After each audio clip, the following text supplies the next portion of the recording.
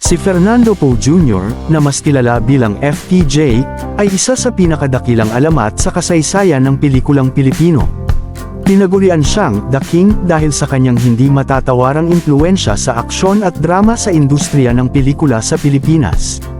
Sa loob ng mahigit 5 dekada, ginampanan niya ang mga karakter ng bayani, isang karaniwang tao na lumalaban para sa katarungan, laban sa kasamaan, at para sa mahihirap. Hindi lamang sa pelikula hinangaan si FPJ kundi pati sa tunay na buhay. Kilala siya bilang isang taong may malasakit sa kapwa at tapat sa kanyang prinsipyo. Dahil dito, pumasok siya sa larangan ng politika noong 2004, dala ang paniniwalang ang tunay na serbisyo ay para sa mamamayan. Hanggang ngayon, patuloy pa ring buhay ang alaala ni Fernando Poe Jr. sa puso ng bawat Pilipino.